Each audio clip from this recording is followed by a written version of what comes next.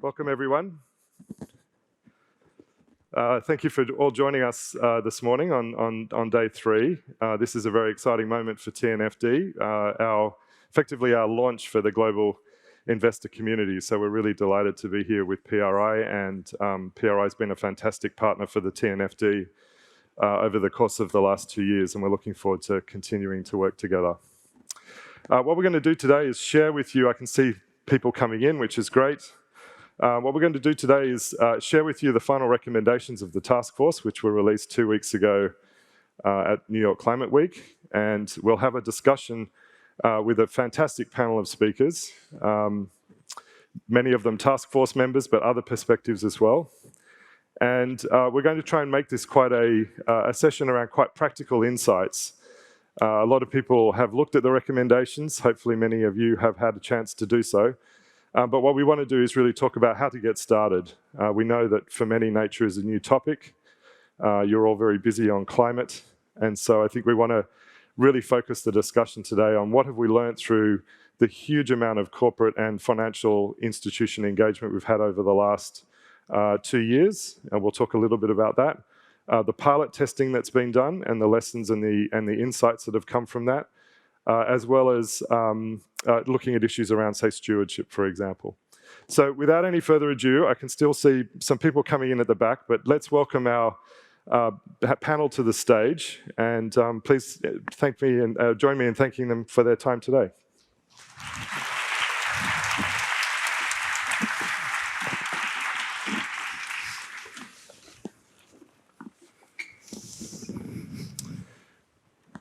Great, so let me just do a quick introduction of the panelists, and then we'll kick off with a presentation from David. So I'm joined today by Hirotaka Hideshima, Counsellor on Global Strategy from Norinchukin Bank, Makoto Haraguchi, Senior Vice President at MS&AD Holdings, which is one of our Taskforce members, as well as Norinchukin, Herry from Singapore Exchange, also one of our Taskforce members, Snorre Gjerde from Norges Bank Investment Management, NBIM, also one of our Taskforce members, and Ryosuke Mizouchi from Kirin Holdings, a Senior Executive Officer from Kirin, who've been doing some fantastic pilot testing with us, and look forward to your comments today, Mizouchi-san. And finally, David Craig, our co-chair of the Taskforce, and founder and former CEO of Refinitiv, the data analytics global service provider. Terrific. So with that, let's get started. And I want to invite David to take us through an overview of the TNFD recommendations and the approach, and then we'll open up the panel discussion. I think you can. Well, good morning, everyone. Thank you very much, Tony, for the introduction, and I'm delighted to kick off this session here with the PRI, who've been wonderful partners for us for the last 2 years. I'm particularly delighted to kick this off in Japan, which has been an amazing country of support, both at the private sector and the government level. And I'm really excited to hear from the practitioners that we're about to hear from about how we integrate nature into our business models. So that's what we're discussing today. How do we integrate nature into our business models and portfolios? Well, the truth is nature is already integrated in our business models and our portfolios. We just don't account for it and treat it that way. So what we're talking about today is not the why. We've heard lots of that, but we're talking about the how. The question we're addressing is how do we do that? How do we make it practical? And how do we do that at relative pace? We have just 7 harvests left before the goals of the Kunming-Montreal GBF agreement should be met. These goals that aim to try and halt and reverse the degradation of nature and start a path to restoration. So we do need to start now, and we do need to start quickly. So this was the question 2 years ago that the amazing members of the Taskforce on Nature-related Financial Disclosures set out to address. And everything that we've done across our forum members, our knowledge partners, and the environment and the market movement has been addressing not the why we need to do this, but the what and the how. How do we incorporate nature into our business models and investment portfolios in a scientifically robust way? How do we integrate nature and climate in a single approach? And how do we use a common language and methodology, which is both pragmatic and practical? Nature is very complex, but that does not mean that we have to approach it in a complicated way. So very important in our approach, particularly as we're approaching at speed, was we built on existing knowledge. We iterated as if we're a software company testing versions in the market. And so the TNFD products that we released 2 weeks ago in New York and we're releasing to the investment community today is not just a design, it's been tested, it's been through over 200 pilot tests, it's had huge amounts of feedback and development and testing across many, many sectors, geographies across the world, both north and south, to make sure it's pragmatic and practical. But the first part of how is to make sure we are integrated and comprehensive. What we are learning every day is that nature and climate are intrinsically linked, and that what we do on the land impacts the freshwater, and the freshwater impacts the seas, and the seas the atmosphere. Our beautiful Mother Earth is a highly, highly integrated system, and she does not necessarily recognize our separate acronyms and task forces, but wants a holistic approach to how we address this. And taking a holistic and integrated approach to nature and climate brings efficiencies and avoids the dreaded fear of greenwashing, because we're making sure we cover everything, not a select area.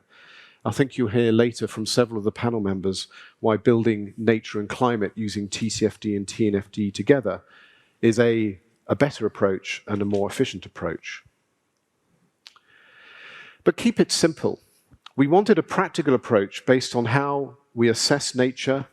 Where do we have dependencies on nature? For example, a silicon chip manufacturer requiring hundreds of thousands of liters of water a day. Or where do we impact nature? For example, a supermarket chain indirectly driving deforestation because of its beef supply chain. And then we need to understand how these dependencies and impacts translate into financial risks and financial opportunities.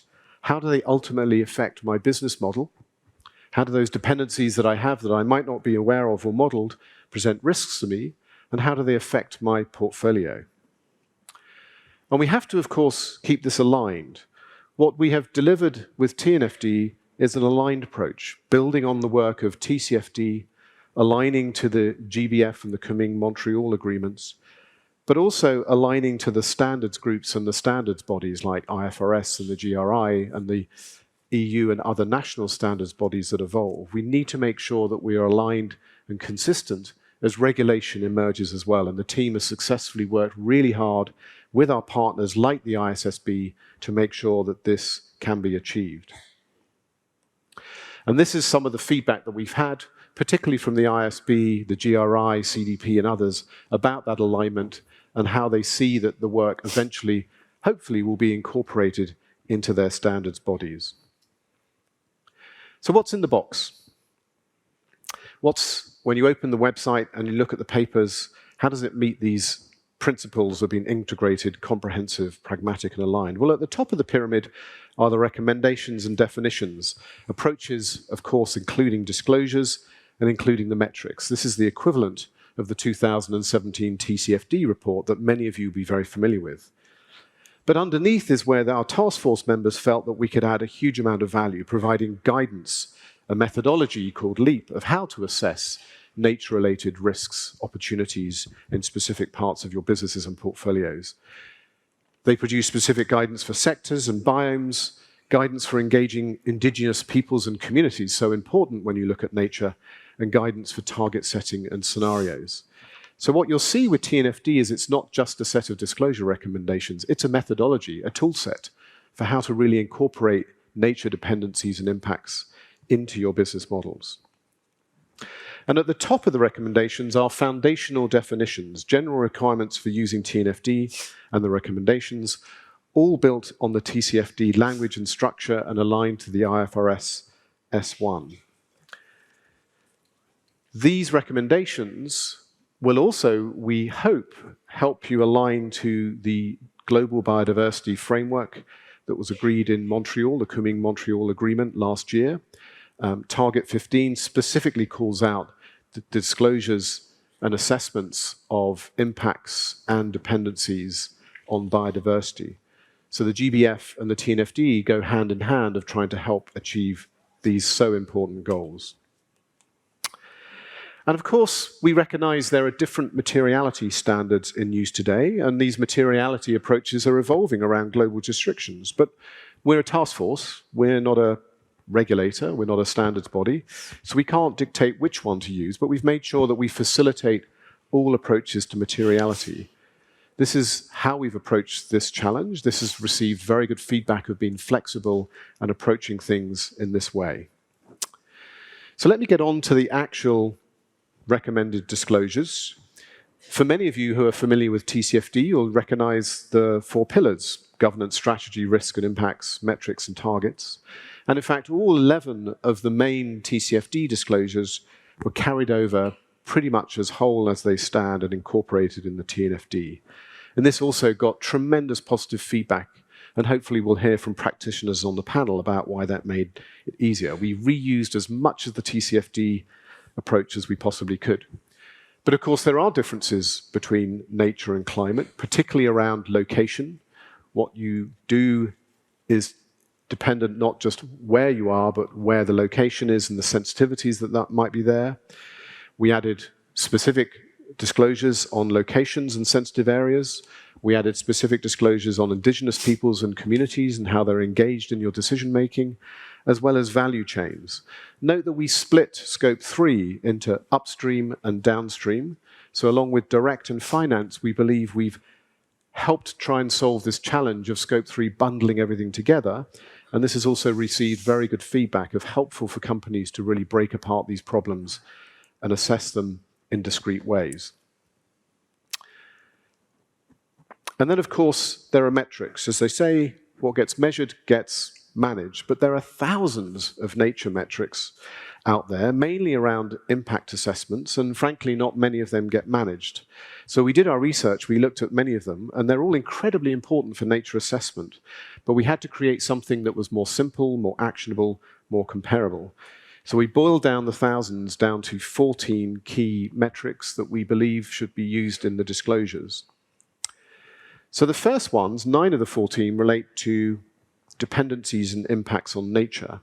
How did we decide on these being the right metrics to use? Well, we relied on science. We used the best, largest drivers of harm around land use, land change, coastal area change, around pollution or pollution removal or resource use and replenishment, and of course lifting the climate change metrics from TCFD. So these are the metrics that the TNFD members, task force members recommended on one of the previous early versions, and they've had very good feedback.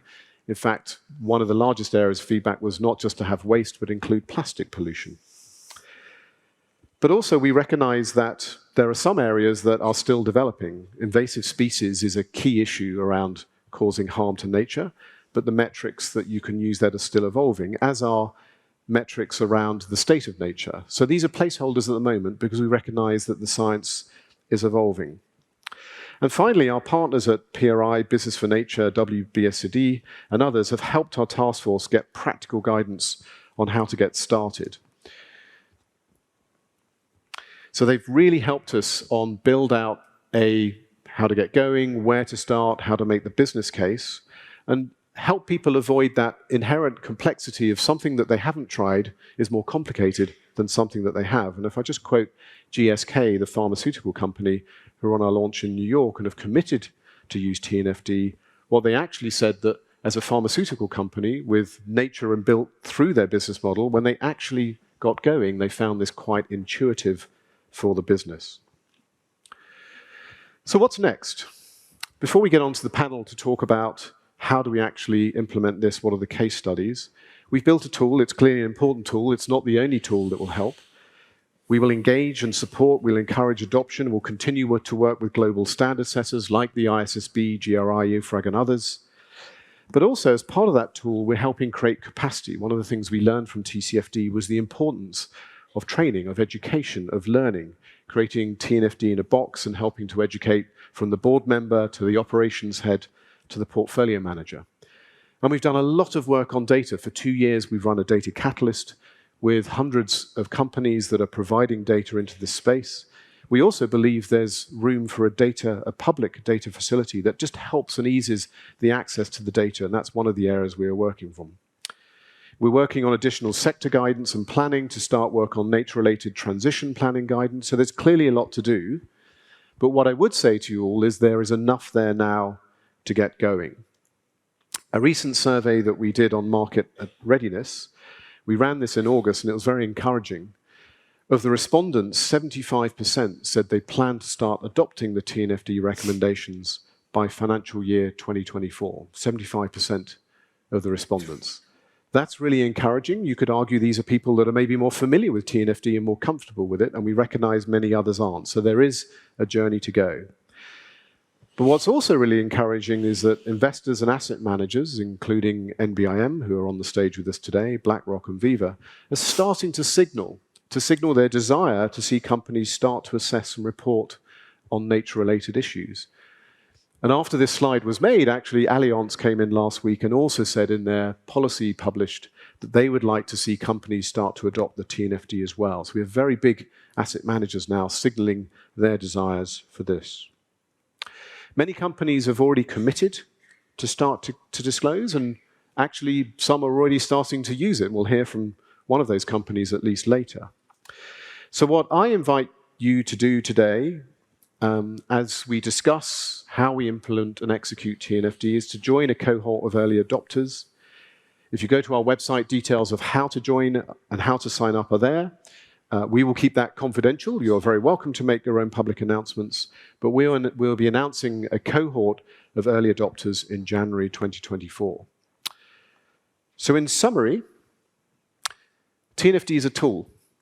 It's not the only tool, but it's an important tool.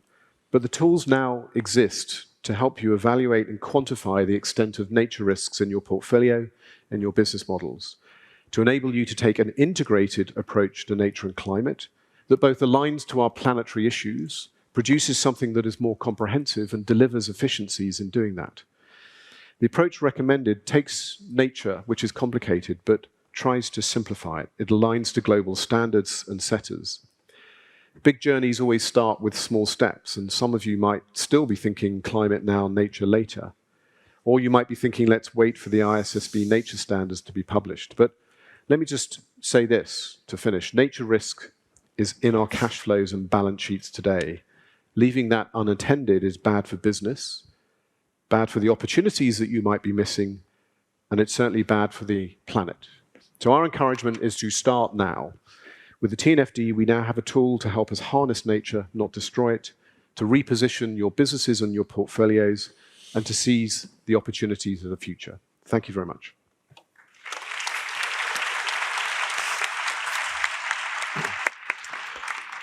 Thank you very much, David. So we've heard that TNFD is a tool.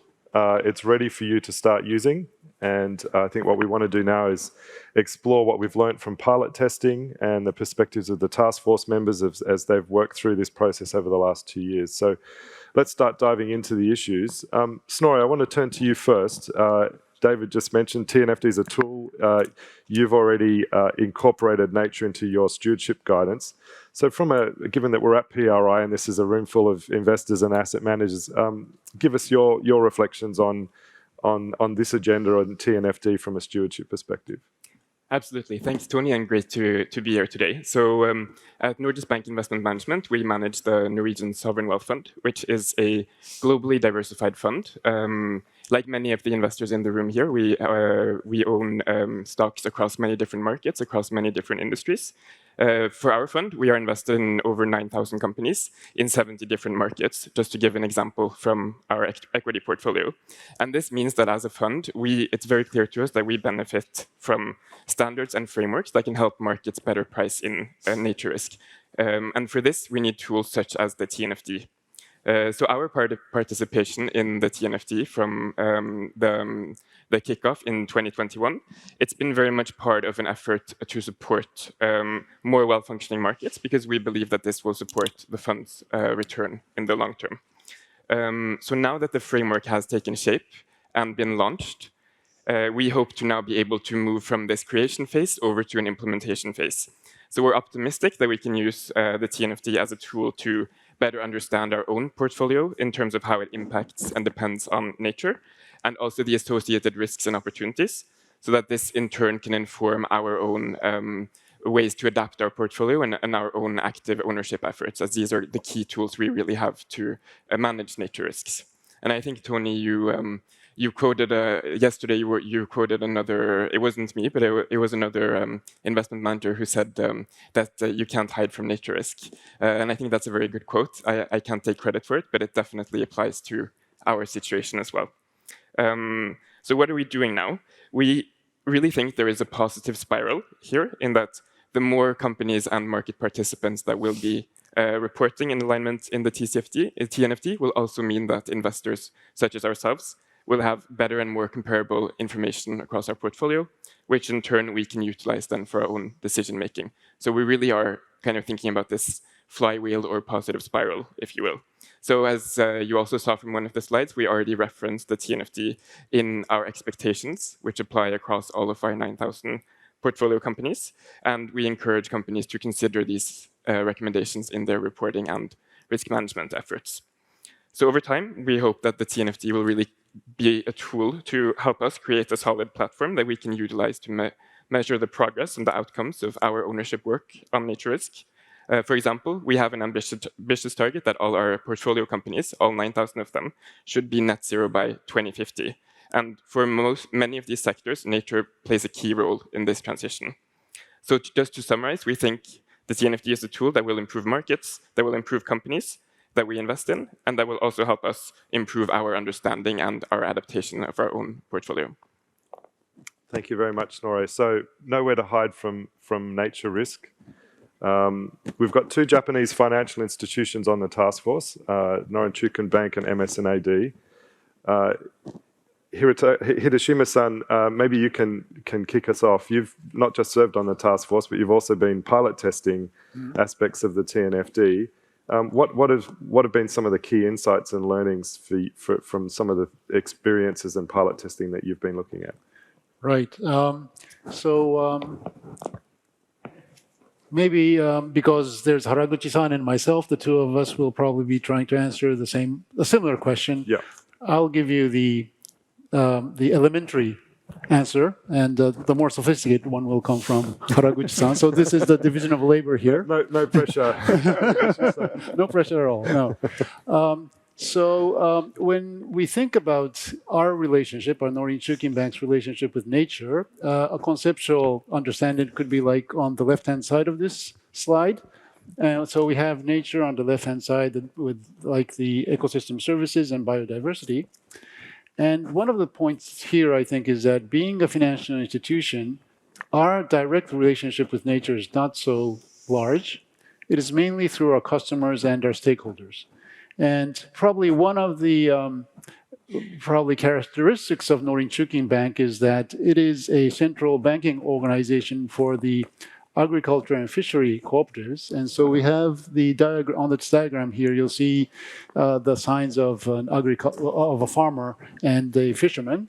And so they are the members of the cooperatives, and the cooperatives are our member. So one of the things is that our capital providers are the people who really have a lot of dependencies on nature. So that's part of the reasons why I think Norinchukin Bank decided to join the task force.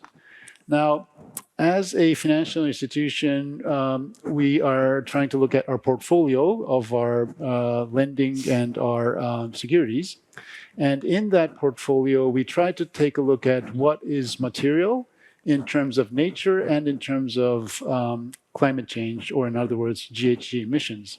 So the chart on the right-hand side, what we show here is on the vertical axis, you'll see the dependencies on nature. On the horizontal axis, you'll see the size of the GHG emission of each of the sectors. And the size of the bubbles show the size of our financial exposures. And by looking at these two dimensions, I think we're trying to have a more holistic view of our situation, not only focusing on climate, but also trying to take a look at both our reliance or the financial materiality of nature and GHG emissions. So we're trying to take a more holistic view here. So this is just the first step, trying to look at how our contact with nature and with GHG emission is. Now, on the next slide, what I show here is our analysis of taking a look at our portfolio and trying to look at the dependencies and impacts. And through this kind of an analysis, what we're trying to do is try to figure out which sectors are the priorities, which sectors should be the priorities for us. And so the next steps will be working down on the value chain, having engagements with our clients, and try to drill down to things like the locations or things like footprints. But so this is just a starting point. It is not at all at a level where we can go all the way to disclosure yet. But as David has pointed out, I think the important thing is to start doing this, taking the first steps, and we're trying to make our way towards coming up to disclosure. Fantastic. And great to see the sort of analysis that you can do with the data that's already available. We'll talk about data in a minute, but we keep hearing there's no data, we can't move on this until we get data from our clients. But I think there's actually a lot of data out there, and we've just seen a really interesting example of what's already possible with what's available. Haraguchi-san, insurance companies often have their finger on the pulse on nature risk much further ahead of many others. You've done some interesting work around the notion of locating where nature risk is in your business. Your reflections. Yeah, thank you, Tony. I'm going to talk about our experience in the UNEP-FI-led TNA piloting. So MS&AD Insurance Group is taking initiative to minimize the impact of climate change and support the transition to the decarbonized society, because we got heavily suffered from the increasing natural disaster. So we are working to reduce the environmental impact of our clients' business activities by supporting the development of new technology to reduce the risks of climate change and supporting a transition to a decarbonized society. At the same time, to help transition to nature-positive society, we provide services to analyze and evaluate the relationship between nature and our clients' business operations.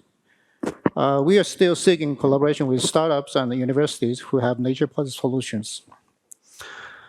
So we have participated in the pilot program organized by UNEP-FI and conducted a LEAP approach for financial institutions on the theme of a natural rubber industry in Indonesia.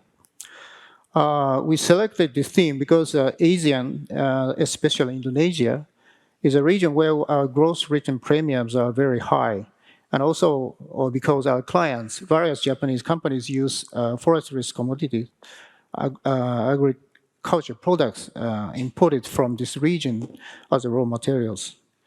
As for natural rubber production in Indonesia, about 20% of them are exported to Japan. So, in the scoping phase, we recognize there's no distribution map of a rubber plantation in Indonesia. So some advisors of UNEP-FI suggested us that, you're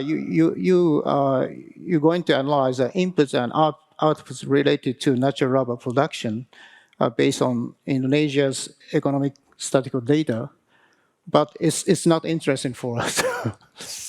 So this would make it impossible to get into the locate phase. So we asked the cooperation of the university startup, Think Nature Incorporated, who is also a member of TNFD Data Catalyst Initiative. We collected distribution data of rubber forests in Indonesia obtained from papers and reports, and digitized them using GIS and used them as teaching data of AI. So this slide shows this identification of natural rubber producing area in Indonesia. We use distribution prediction model utilizing vegetation from satellite imagery and AI to identify natural rubber production area with high accuracy. Then we could determine whether a rubber plantation is monoculture or a small rubber plantation in jungle, so-called jungle rubber. So this picture shows the amount of rubber production per province in Indonesia by aggregating information on latitude, longitude, and extension of rubber plantation estimated with a high degree of accuracy. So the yellow zone of Sumatra collects the most extension of the rubber forest.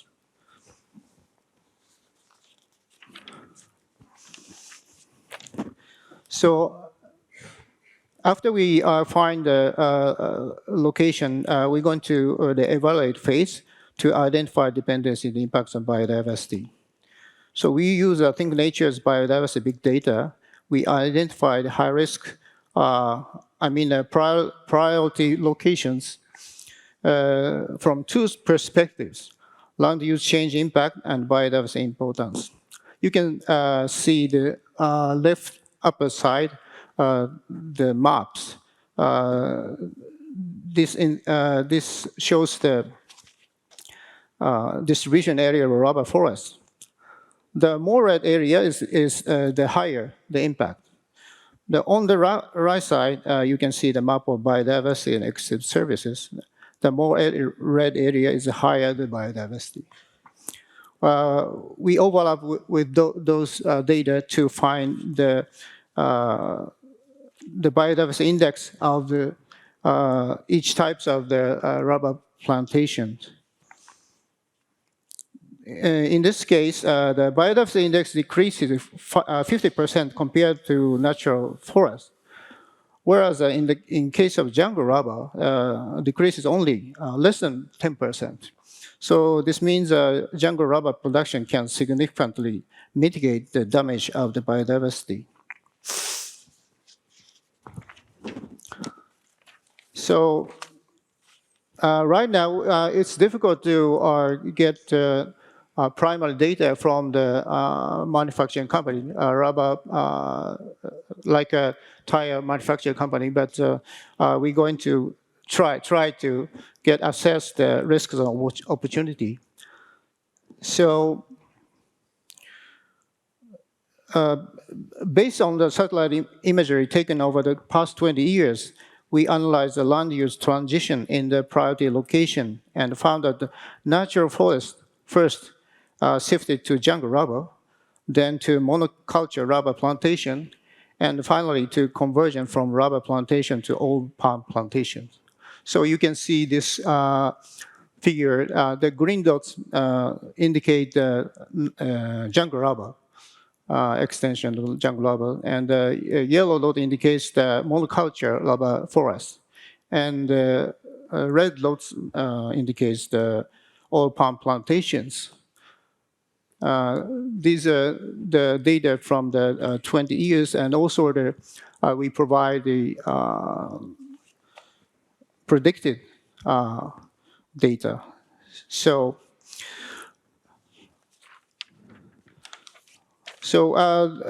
there's two takeaways from this our challenge. The pilot program was able to identify certain biodiversity dependencies impact in the financial business, as well as risks and opportunity based on them.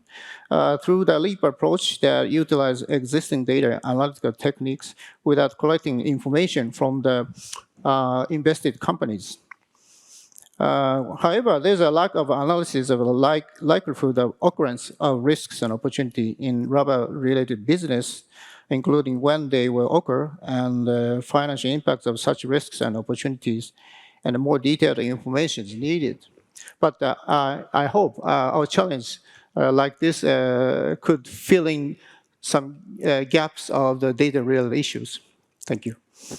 Thank you, Haraguchi-san. So we've seen some examples from a financial institution perspective of the kind of analysis that's helpful at a portfolio level. We're going to hear in a minute from what this looks like from a company view. But before we get there, let me turn to you, Herry. In terms of the corporate reporting landscape in Asia, you're sitting at the Singapore Stock Exchange at the center of the region. You've been leading on climate disclosures, and obviously the focus right now is on climate reporting.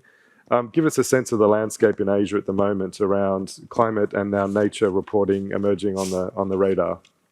Thanks, Tony. Well, I mean, firstly, I really wanted to thank all the time in the last 2 years that the task force spent together in coming up with this graduation, which is version 1 of TNFD. And I think it's worth noting that it would continue to evolve and be worked on.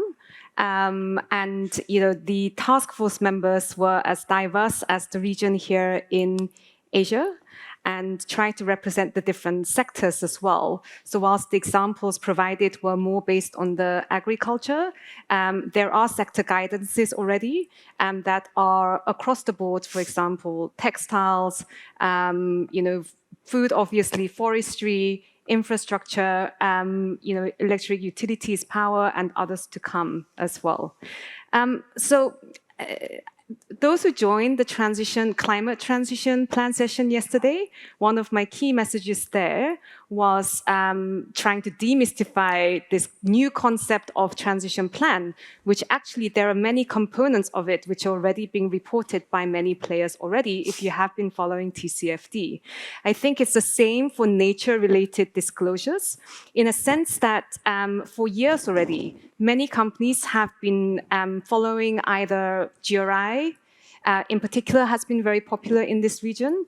On SGX, sustainability-related reporting has been mandatory since 2016. So pretty much 100% of the companies do sustainability reporting, 99+% utilize GRI, and the percentage of companies who's been using SASB has been growing. Now, when companies do materiality analysis, whether it's double or financial, there's going to be elements of nature that comes out. So actually, the companies who are in those sectors and investors who's been investing in those sectors already well ahead in disclosing around nature.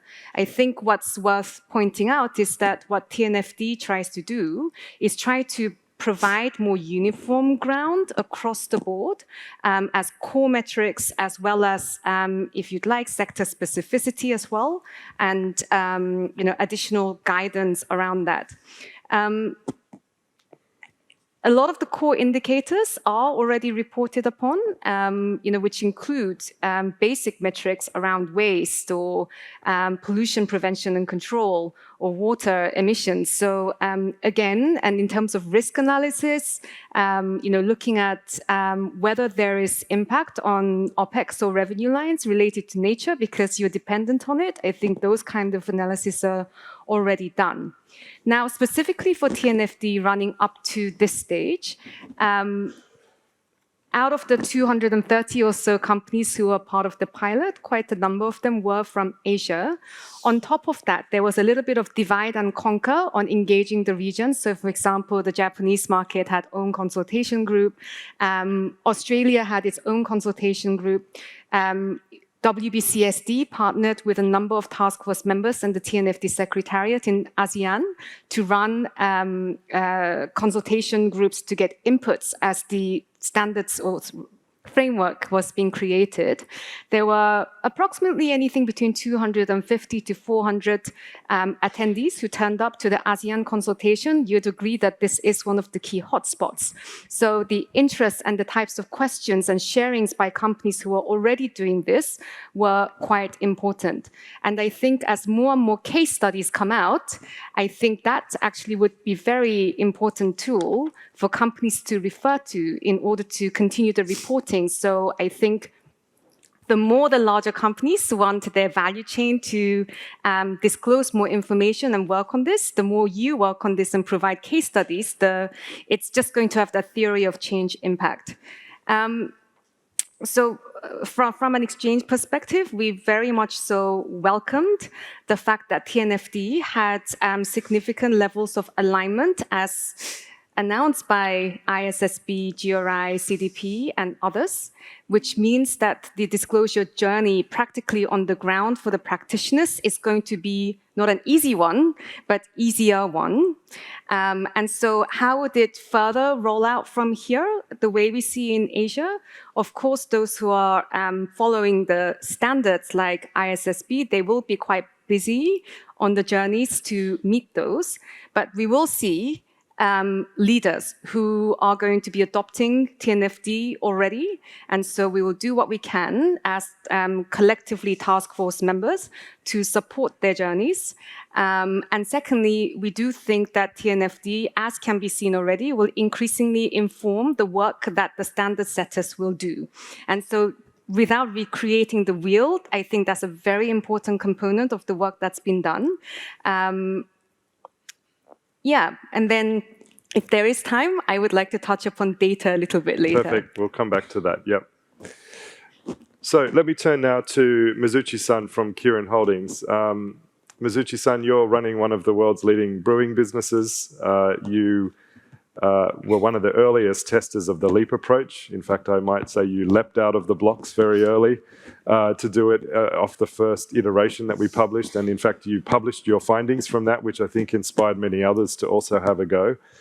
Your organization has also pilot tested our scenario approach because, of course, your operations in many cases are in water-stressed areas. We've just heard from Herry how the landscape for corporate reporting is changing.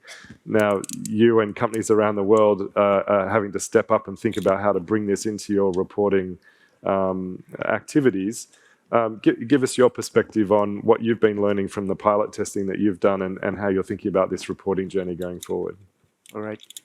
So Kirin is a beverage, pharmaceutical, and health science group companies, and its core beverage business depend on agricultural raw materials.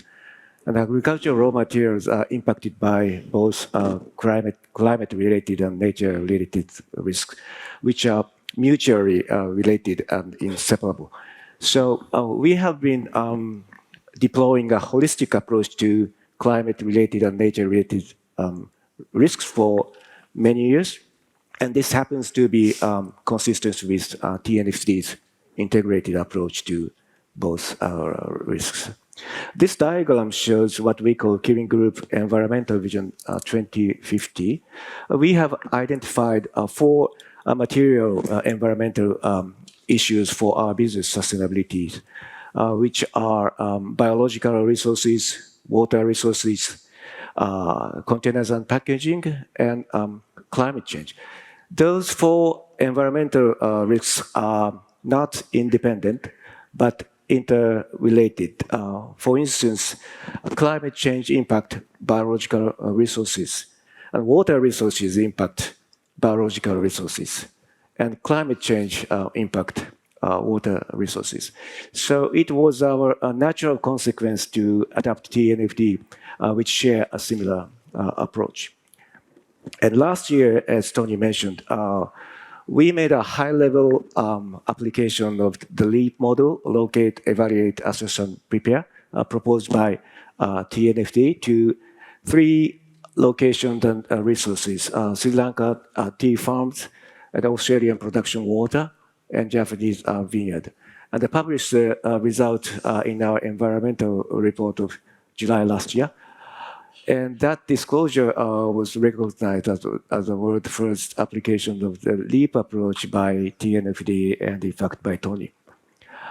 And when applied at high level, we found that LEAP model is very excellent model to comprehend complex realities in a simple format and highlight key issues. And this year, we made a deep dive analysis of locate and evaluate a part of the LEAP process, focusing on Sri Lanka tea farms in accordance with the enhanced LEAP guidance. When applied for deep diving, we found that the LEAP model is very pragmatic and insightful because we were able to find out that the different locations have a different challenges even in the same country of Sri Lanka. We have been supporting the Sri Lanka tea growers for 10 years, but we had not been able to realize this until we tried the enhanced LEAP approach this year. So from 2 years of our experience, we learned that the LEAP model is quite versatile because it can handle from the high-level analysis to various locations and resources from a global perspective down to a deep dive analysis of a specific resource in a specific region. And for more details on the Kirin's TNFD disclosure, please take a look at Kirin's environmental report of this year, in which we try to integrate TCFD disclosure and TNFD disclosure. Very good. Thank you so much.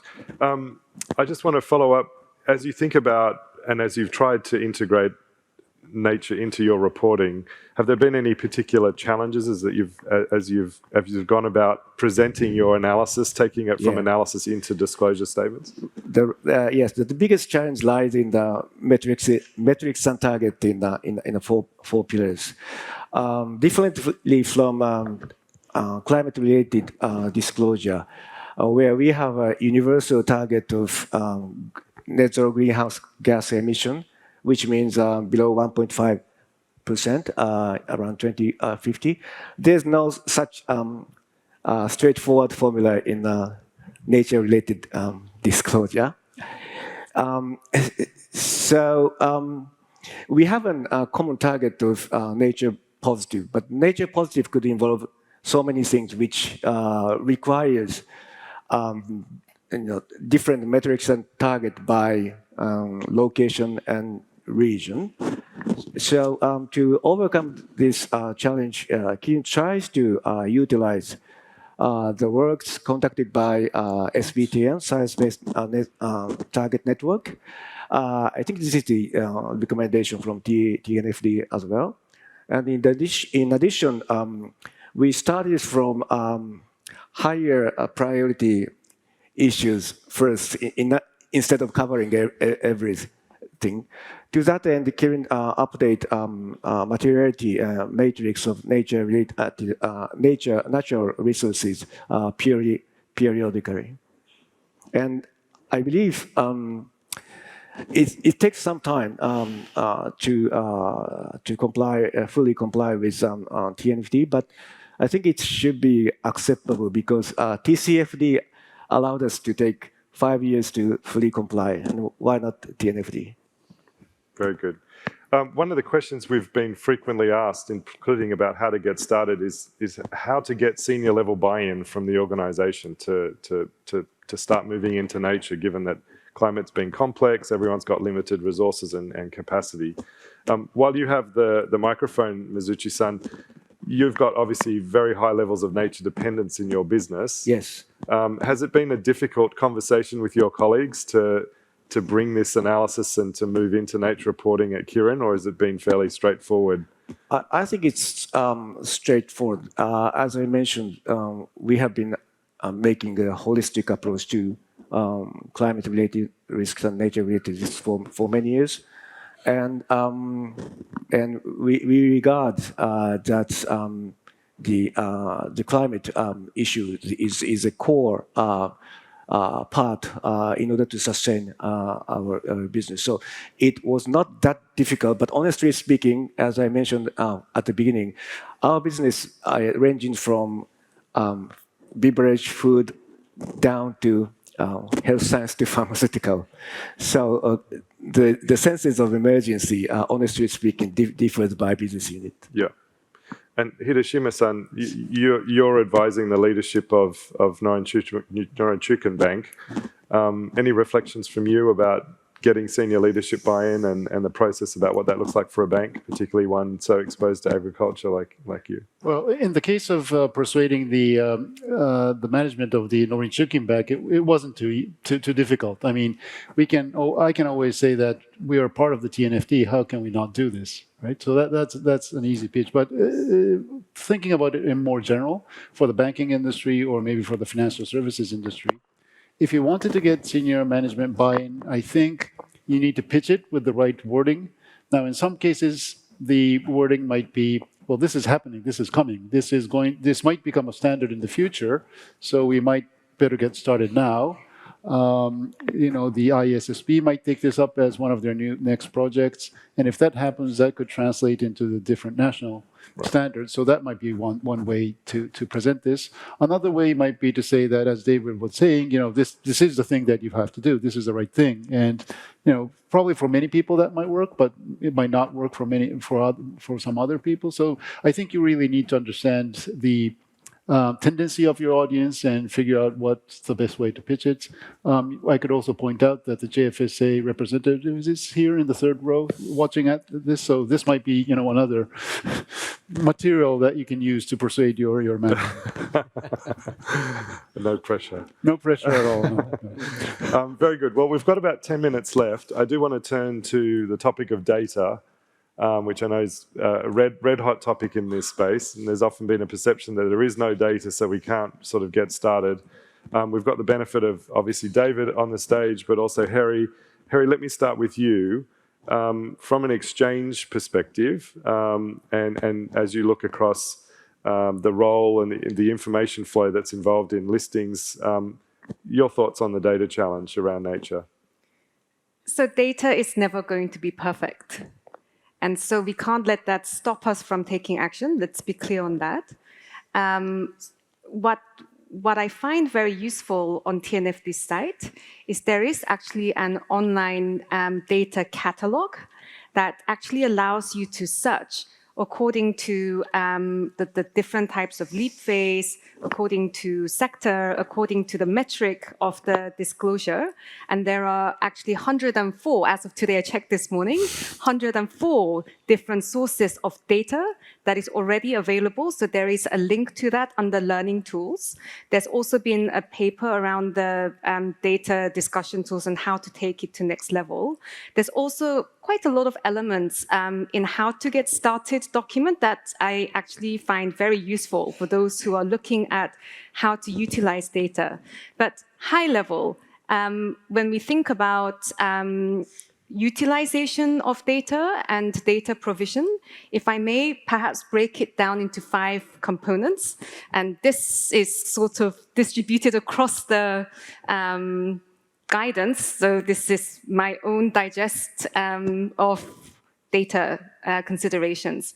So number 1, I think materiality still is going to be important when you're trying to sift through the data. What is going to be material data? And that does require some analysis, understanding of nature as a whole and how it impacts your business and vice versa.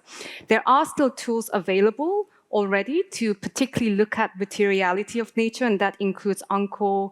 SBTN came out with certain materiality screening tools as well. Number 2, the word decision useful comes up quite a few times in TNFD amongst other standards as well, disclosure. But key is, who is it going to be decision useful for? And that's the decision that you as a company or investor need to make. So once you decide who the decision usefulness is going to be for, that should dictate. I think quite a lot of data that is needed for nature perhaps is going to be disaggregated and also location specific as well. So I think continuously working on that is important. Number 3, don't need to dwell on it further, but just get started, identify the gaps, understand what you already have, engage internally. What are you already collecting? From very basic indicators to what's your procurement already collecting, etc. There's probably quite a wealth that's there. Yeah, maybe just one more worth mentioning. You don't have to tackle your whole operation at the same time. So just like the example given, you can start with certain operations, certain countries, certain business, especially if it's conglomerate settings. So you can start with a smaller chunk as a case study and then inform yourself how that should sort of pervade into the rest of the organization. Thanks, Herry. And we've also had investors looking at specific questions. So there's a great case study in one of our documents about an asset manager that wanted to understand their exposure to deforestation risk. So a very particular question. They used the leap analysis, a bit like the rubber example that we saw a minute ago. You can also use the guidance to try and understand specific risks as asset managers and asset owners as well. David, maybe just a couple of thoughts from you before we close. You've been in the data business a very long time, and you've heard all of the commentary around nature data. What are your sort of general thoughts and reflections? Yeah, I have been around this for a while. Someone wondered why I turned from a data hugger to a tree hugger recently. So a couple of thoughts on data. I'll be very quick. One is, let's separate data around state of nature and the effect of dependency and impacts, and let's separate that from disclosed data. So on the state of nature, and you saw some great examples earlier, what is the area of land? What are the ecosystem services? What state are they in? How am I impacting them? There is so much data becoming available. There's a lot of innovation happening around eDNA that can look at biodiversity presence, biodiversity indexes, satellites, plus monitoring and other things. Is it easy and straightforward to get hold of it all in one go? No, you do have to do work, but I think that'll get a lot easier over time.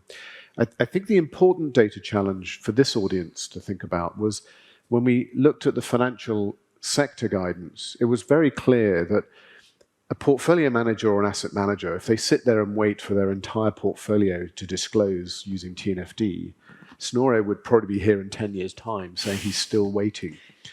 So you can't obviously wait for everyone to have perfectly implemented. So what we did with the FI guidance for financial institutions was recognize that not everyone's going to be able to disclose at now. What are some of the proxies and assessments you can do on a sector basis? And actually you saw some examples of sector-based analysis from Hideshima-san and Haraguchi-san earlier about there are things you can do on a sector base now to look at your risks. So I think separate the two. Everyone conflates the two. State of nature, lots and lots of data available, a lot of innovation happening. Disclosed data, it will take time for it to come, but there are ways around that you can do that, and you saw two examples today. Very good. Thank you, David. The little time box in front of me is quite menacing, and we're down to 3 minutes, so I want to finish on time. What we're going to do is do a quick final wrap-up of comments, reflections from the panel, and then I'll hand to David to close out the session. So, Snorre, let me turn to you as we just do a quick whiz through the panel of final thoughts. Your thoughts, how to get started as investors, as asset managers. What would be your advice for delegates here at PRI today? I think a theme that's been general across this conference is really this climate-nature nexus, which is also key in the TNFD framework. So building on maybe what the work that's already been done on climate, a little bit like the TNFD does, would be a good starting point for investors. So using these processes and practices as a template as you consider how you approach nature risk in your portfolio work. Climate and nature, they're deeply intertwined. This means two things. It means there are synergies. So as I mentioned earlier, the role of deforestation in the climate transition. So really here, if you can engage a company if you're already engaging companies on their climate plans and their management of climate risk, you can embed a lot of nature risk into this engagement work already, so you can really leverage these synergies.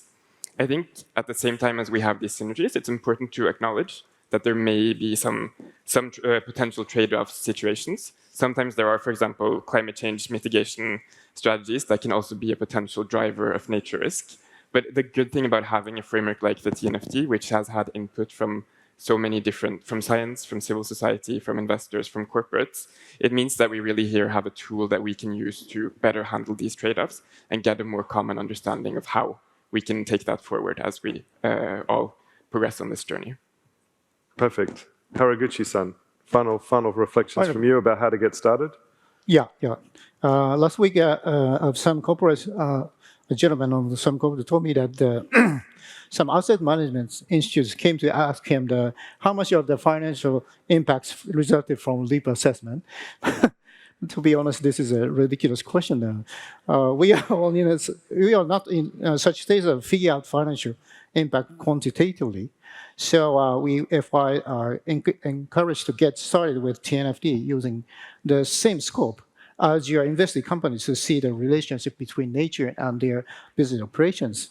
So then you can deliver a more meaningful question to them to make your engagement process fruitful.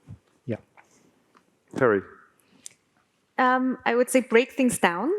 It can be quite overwhelming if you try to read 200 pages all at all at once and try to implement it at the same time. So break things down, take things, nugget by nugget. As you go on your climate journey and everyone's quite well on your way, if you at least inform yourself what are some of the key components around nature, then you can already start to think, to Snorre's point, how do you integrate this over time? Because the framework architecture itself is quite similar. And so I think it's important to break it down into a roadmap that can be digested by your organization overall as well. Right. Mizouchi-san.